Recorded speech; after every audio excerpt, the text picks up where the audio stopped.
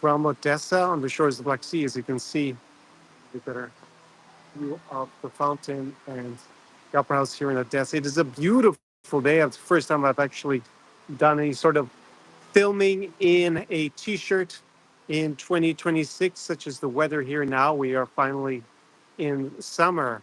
And while the sun shines here on Odessa in Ukraine, metaphorically speaking, is definitely not shining on Vladimir Putin, the Russian dictator, as 2026 is proving to be the year that probably, when this is all said and done, will be the beginning of the end for him and probably for this phase of the Russo-Ukrainian war. So what has been changing? Well, we've seen the pressure that has been building up over the last few years since his fateful decision to launch an extended invasion of Ukraine back in 2022. We've seen all that start to catch up with him. I've said it, it's like my mantra, 3Ms, manpower, money, material. They hit a critical juncture back in the second half of 2025, as I've been saying on this channel, my other channel, since, yeah, probably late 2023. It was going to become a crunch time in 2025 because you have figured out a system for the manpower, but the way to do that was to continuously incentivize Russians to sign up with predominantly with money, just offering such high salaries. However, the number of Russians or people who are signing up for the Russian armed forces to fight against Ukraine has now reached a point where they recruit less soldiers than they lose on the battlefield. And we actually had earlier this week, even the U.S. Secretary of State Marco Rubio say, because his administration has not been particularly favorable to Ukraine in this war, that Russians are losing 5 times the number of soldiers per month than Ukraine. So at least that's at the moment. The previous guesstimates were basically, because neither side is publishing the official figures that are reliable, about 2.5 to 1. Russian losses has been 2.5 times the size of Ukraine losses. That also makes sense if you look at it from classical offensive versus defensive posture. Normally, you expect to see ceteris paribus 3 to 1 losses. So that is a massive problem if you are making such little progress on the battlefield. So these military problems have now, it's all interconnected with materiel, manpower, and money, obviously along with strategy and tactical nous. But on the front lines, Russia is now making slower and slower progress. Still making progress technically, but previously, the estimate for Russia to actually seize physical control of the Donbass region was that they would have to fight on for probably another 2.5 to 5 years.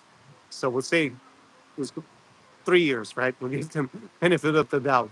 So we'll say by the beginning of 2029, they would have finally seized control of that. Now, the estimates are that basically there's no point in making an estimate because progress is just too slow.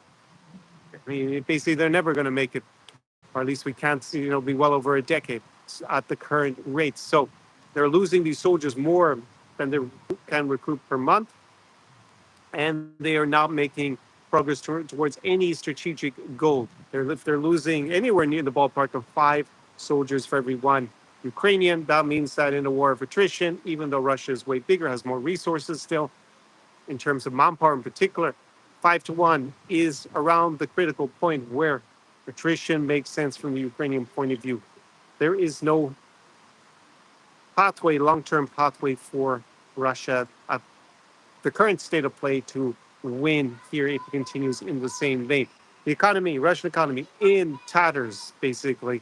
They have been in a recession in effect since second half of last year. Okay, their official figures are not going to admit that yet, but that is the reality. They have managed to re-stimulate the economy since 2022 to, I'll say, up until 2025 with a war economy, basically spending lots of money on the military. The problem is that you don't get a return on investment on building a tank if it just goes to Ukraine and gets blown up by some Ukrainians with an MLAW or with maybe a drone these days. That is a net loss. It might look great on the balance sheet, but when it's gone, without producing anything of tangible value, then you basically just wasted your resource. And that is caught up in late 2025. They have high interest rates, high inflation, and basically in a contracting economy.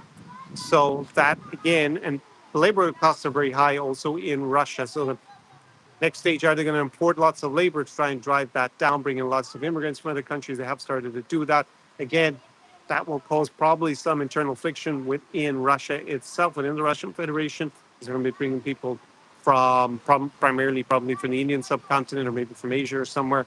So the manpower issue now at a critical juncture where they could solve it by going for another mobilization. However, Vladimir Putin does not have a clear path to victory, and it's going to be a very hard sell to the middle classes in Moscow and St. Petersburg if they go for another general mobilization. It may be possible. He has increased more restrictions on the ability to communicate inside even Moscow with the internet and also social media platforms are used for messaging and communication. However, there have been a lot of pushback against them on that in Russia, not from people who are politically active, just people who do business, influencers, because they don't want to see their ability to make money disappear. So he is going to face increasing unpopularity. If he does that, he may have to still go for that extreme option because it was a bit of a problem when he did it originally back in the autumn of 2022. 1 million Russian men actually left the country. Maybe some of them come back again, but you would expect to see huge exodus. If they can still get out, I guess he can close the borders. But basically, you can see he's on. It's like a vicious circle. They have to keep doing more things to repress the population in order to keep them going along with it. He doesn't have a clear path to victory at this point. His economy is in trouble. So that means there's less money going to be sloshing around in the system to be stolen by people who have influence, especially businessmen. You have people who are making money with the war in Russia, but they are going to be in opposition to people who've been losing money with the war in Ukraine. That's going to see probably different clans start to fight with each other. Again, a risk of more destabilization. So this is the beginning of the end with the current trajectory for Vladimir Putin. And that really, he's not like he's going to just resign and go live out his days peacefully somewhere. That is very unlikely when you've been a dictator, a ruthless dictator for over 20, well, it must be over 25 years at this point, and a wanted indicted war criminal to boot. You're probably going to end up deceased pretty quickly afterwards, a bit like Prigozhin did when his film Mutiny. Um, when he decided to back down with his failed mutiny, he didn't last much longer. So that is what we see in terms of the materiel. The war has changed quite a bit. You don't see as many armored vehicles used, don't see as much artillery used. We see more and more drone warfare. It's not the only thing been used, but there has been developments, particularly from the Ukrainians with their interceptor drones. They now are able to take out well over 90% of kamikaze drones. Russia then ramps up the production even more of those. They're now putting faster engines on them, so it's a continuous battle to try and get ahead with those new munitions. So very soon, probably in around a year, if this war goes on that long in 2027, and I think this could be something that really breaks the back of Russia. It is possible that Ukraine's going to have an alternative to those Patriot interceptors, the ones that take out the bigger rockets that come that without the U.S. Patriot, which now with what's been happening in the Middle East, a lot of those inventories have been used rather quickly and indiscriminately by the Gulf states and by U.S. and by Israel. If Ukraine can develop that, then negates the big advantage that Russia has in terms of the fire these kind of ballistic missiles without much issue at Ukraine. Ukraine struggles to take them down with the same effectiveness as they can tackle the drones. And if we get up to that, then this takes out a lot of the long-range capability of Russia. Ukraine, on the other hand, has taken a lot of Russian air defense. You can see they can basically have free reign to bomb in Russia very, very deep. I actually saw the leader of the AfD, whose party basically is pro-Russian, right? This is the way it leans in Germany. She's complaining it was so risky that those Ukrainians were poking the bear. Who says poking the bear in 2026? She looks like a complete muppet saying this dumb analogy about poking a bear, as if the bear is sleeping there peacefully. It's an aggressive, imperialistic state. That picked a rather dumb fight, and now it's us increasingly whooped by I don't really want to say David and Goliath because that's but not really the way in terms of the positions of power at the moment. We have definitely the state defending itself, Ukraine, which is able to strike deeper and deeper into Russia, affect their economy, blowing up a lot of their resource exports and production, and increasingly hit their ability to produce weapons. As again, Ukraine expands its potential to strike deeper and deeper into Russia. Russia has this big advantage, being enormous, biggest country geographically on the planet.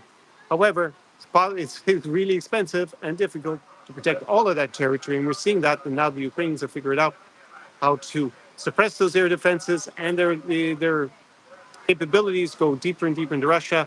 Eventually, we're going to see them basically be able to, if the war goes on long enough, hit anywhere in Russia probably, and be better able to defend itself. That is the general trend.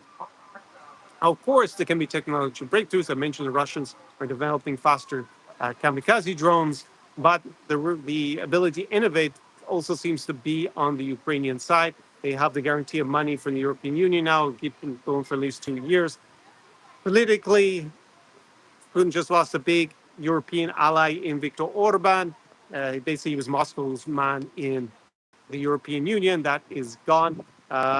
Looking this year, in terms of the other elections coming up, maybe there might be one in Britain that might end up slightly more favorable to Putin, but even Nigel Farage seems to be abandoning as quick as he can any association of thinking Putin is good or anything. And it's not sure that there's going to, when there's going to be an election in the UK or that actually the Reform Party would win. That's not for certain at this juncture. There are the US midterm elections. The way that is trending also doesn't really bode anything for Vladimir Putin. If the Democrats take back both the houses, they've actually been trying to get a bill through Congress that would start US aid again back to Ukraine. Now, they probably don't have enough votes at the moment in the Senate. It looks like they have them in the House of Representatives. If the Senate becomes majority Democrat or just becomes a little bit more Democrat and less MAGA in after November, I guess they wouldn't be seated until I think until the following January, right? In 2027. Then possibly they vote for it. Then it will go to Donald Trump. He could veto it, but again, that would be something that at that point he might actually be willing to do. So looking at the elections for the rest of the year, there doesn't seem to be anything now of promise for Vladimir Putin. In 2027, there are the French elections. Maybe he could get a more favorable French president to come to power as opposed to Macron, possibly. His big play would be to get the AfD, the Alternative für Deutschland, elected in Germany.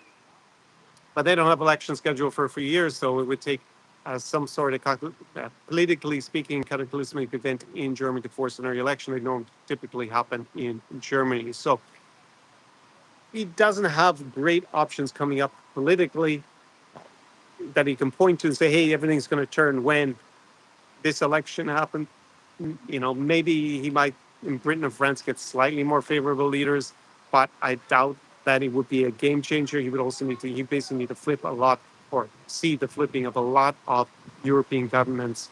And, with Viktor Orban being removed from power through the ballot box, it was a bit of a crushing defeat for him in the election just happened in Hungary. He doesn't seem to have the same number of amount of support that maybe he had inside the European Union in the past. So we've seen, especially after the May 9th debacle that was his supposed parade, which didn't have any hardware on Red Square, and we just had some North Korean troops marching there and a few foreign dignitaries, still the president of Belarus and Kazakhstan there, but still it was a lot less than the previous year. I'm actually questioning whether there's even going to be a parade in Moscow next year if this war is going on, because other than it being just a group of soldiers, and at that point, probably even less foreign dignitaries coming, they might even want to hold it there. It's gotten so embarrassing for Vladimir Putin. It's supposed to be a big display of strength, but it just exposes his weakness. So we've seen some kind of what I would interpret some feelers to see if we can start negotiations with the Europeans. But again, his objective for now seems to be to find another way to get Ukraine to capitulate. We had the peace plans in inverted commas, which are effectively medium to long-term capitulation plans for Ukraine that were articulated by the Russian side and then U.S. promoted back. That was probably about 4 or 5 months ago at this point. That is a non-starter. Ukraine is not going to sign that. They're not going to voluntarily leave the Donbass region. There isn't any legitimate Ukrainian president who's going to have any popular support for that, or with the military or anyone, especially if the current assessment for Russia taking it militarily is basically never at this point. It's just too long in the future. It won't, the previous assessment of 3 years is now obsolete. So at this current point, that is not going to be possible. There's a lot of hopium, in my opinion, that he's about to look for an off ramp, but he doesn't have an off at the moment because he cannot get a strategic victory or anything that looks like it after 4 years that the Ukrainians are going to agree to. And if he just stops the fighting without some ability to cause an escalation somewhere else, maybe by invading the Baltic states, then why would he do that? He's going to have all the soldiers coming home. He's going to have the elites are going to be upset. He's going to be in a huge problem in terms of clinging on to power, which is his number one priority. People seem to be under the illusion that you stay a dictator in a pretty ruthless environment like the Kremlin by doing things for the people or something. No, you stay in that position of power because every day you wake up and you take the news in order to be still in power the next day. So, you know, yeah, have a little kid here who decided to go play with the microphone. Funny. So he doesn't have those possibilities for now a way of stopping the war and staying in power, in my opinion, because he needs to be able to point to either some sort of strategic achievement, like, hey, we have this agreement that's really good for us, but that's, if they just stop the fighting, that's not going to be what happens in the mutual offer. Or he stops the fighting and quickly redeploys his troops to start fighting somewhere else, create some sort of ruse. The Latvians are about to invade us, or the Kazakhstanis are about to invade us, and actually start another military operation. That would obviously divert public attention, create a new enemy, and most importantly, get those soldiers who might come back as veterans and organize to depose him, have them off fighting somewhere else for the glory of the great emperor that he proclaims to be. So that is some of the things that are constraining him in terms of looking for an off ramp. And when it comes, so he tried to steal my second. It's pretty persistent. It's my second microphone there, but now it's been removed. So there you go. Say this is live TV, as they say. So that is the conundrum that Vladimir Putin has. He started this folly.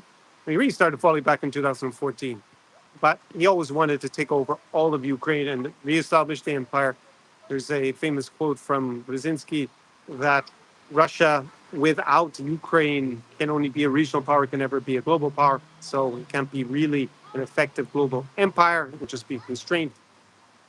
And that is something that he's tried to reverse, but he's probably just accelerated the demise of the current Russian Federation because as their economy gets worse, as they deal with the repercussions of this train wreck of an invasion, there is a bigger risk in the long term, not in the short term, but in the long term, that the Russian borders will change because parts of it will start to secede.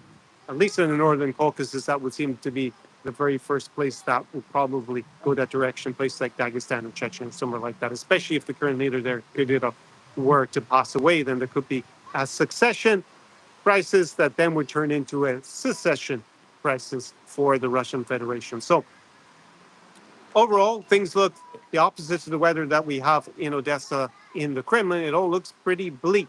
That said, doesn't mean that there's some sort of coup d'etat been plotted against Putin at this juncture. I just think the pressure has been mounting on him, and he is in a weaker and weaker position. He will probably look to escalate the tension, maybe go for another mobilization in Russia. That would be a high risk strategy from him, but maybe he sees that he has little other option. Of course, he can have more dramatic terrorist attacks against the Ukrainians, maybe threaten nuclear weapons or a nuclear strike or use a nuclear weapon in Ukraine, We don't know. There's been a lot of speculation. That's what he threatened back in 2022 when the Biden administration was there, and maybe Europeans weren't as determined to push back this Russian invasion as they are right now. It's become clearer and clearer that without really definitive and convincing U.S. military deterrence against Russia in Europe, because this current administration under Donald Trump has put that into question at the very least, that Europeans are less and less likely to want to concede to Russia. At least that's the way it seems to me than they were in 2022. It doesn't mean that it's impossible they will do that. We see that, I just quoted the AfD leader talking about poking a bear again like a complete, utter idiot. She should be nowhere near an executive position of power at such a crucial juncture if that's the way she thinks. Was already dumb and stupid back in 2022, but it's someone taking over thinking that, yeah, you need to stop the Ukrainians being aggressive towards an imperialistic, revanchist Russia at this current juncture is just absolutely um, idiotic from a European or German point of view. But their stated policy, basically, from what I understand, anyways, is basically to throw everybody under the Russian bus, the Russian tank to the east of them, and start doing trade again with the Russian Federation. So they don't believe in European solidarity. They want to sell it out. But we'll see if they ever come to power in Germany or not. Hopefully, not from Ukraine's point of view or from Europe's point of view in general. So let me know your comments and questions down below. This is a live stream. It's pretty easy for me to do these, obviously, because just put on my camera here and we start going. If you have any questions about the situation on the ground here in Ukraine, if you're thinking of coming, I have my guide down below, my insider's guide to coming to Ukraine during this Russo-Ukrainian war, on top of all the logistical and geopolitical information, historical information there. You also have access to my hospitality guides for my favorite cafes, restaurants, bars, clubs in Odessa, Kyiv, Chernovtsi, Uzhhorod, and Lviv. They're the 5 cities that I have gone to since the 2022 invasion. It's obviously been out drinking, eating, and enjoying the amazing Ukrainian hospitality. So that will just save you a lot of time, and you'll see my favorite places to go down there. It is in the description to this live stream. And yeah, later on this summer, it is possible that I will go. It's almost certain I'll go back to Kyiv. Maybe I will also go to cities like Mykolaiv and Kharkiv at some point. We just have to see how all that plays out. And I have seen a little bit of renewed interest in visiting those parts of Ukraine as well from an investment point of view. So that's a little bit of a change from the normal viewing here on the Geopolitical channel. So this is actually привіт. Hello. Hello. You see, so that is the vibe here on the streets of Odessa on this Saturday afternoon. And yeah, was the weather this nice yesterday? I don't think so. I think this is the first day I really. I walked around in the t-shirt yesterday, so it's not quite the first day, but it is the second day. So you see, normal life goes on here in Ukraine. You have everybody out enjoying the beautiful weather, out socializing. We do have curfew, just to remind everybody, from midnight until 5 a.m. in most of Ukraine. In the Zakarpatska Oblast, the Zakarpattia Oblast in the extreme west of Ukraine, there is no curfew. There isn't a major city there, but you could go to Uzhhorod or to Mukechevo. That's the cities I've been to. I've also been to Berehove on the border with Hungary. There's a great vineyard I like. However, in Lviv, it is not as strict in terms of the curfew, so it is possible to do a little bit more socializing after midnight than you could say here in Odessa or in Kyiv, and definitely in a city like Kharkiv, which is closer to the front line, well, to the Russian border actually, so not really the front lines per se.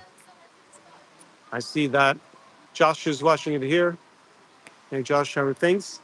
So let me know if you have a question or a comment. That was basically my update on how bad things look for Vladimir Putin. There is an expression here in Ukraine that I've seen on social media, especially more the party scene, which is, "We will rave on Putin's grave." And yeah, it's going to be an almighty party here in Ukraine if that actually happens. Well, it will happen at some stage, but if it happens sometime soon, it will be seen as a stepping stone to the end of this Russo-Ukrainian war. I do talk about it in phases because we had a phase from 2014 when they invaded Crimea and also parts of the Donbass region. And then you had still fighting going on from 2015 to 2022, which just wasn't as intense. You had the second phase with this extended invasion from 2022 up until now, at least in mid 2026. So if we were to have some cessation of hostilities, then we probably have another phase. Like if it's a cessation of hostilities, it doesn't deal with the root causes of the conflict to flip that Russian narrative, i.e., Russian imperial aggression and revanchism, then it will just simply be another period in which both sides start to rearm and undermine the other politically and prepare for the next phase of the war. So you could say a little bit like, I don't know, Carthaginian wars in history. There's like three of them right before the complete destruction of Carthage. So let me know if you have any comments or questions. Otherwise, I will wrap it up at that. And, Slava Ukraini, which is written in lots of languages on my t-shirt here, Rom Saban, and Do Peremohi, which means to victory for Ukraine. Do Pobachina from this beautiful Saturday afternoon in Odessa, Mama, a place that Vladimir Putin is very unlikely to ever set foot in personally. Ciao, ciao for now.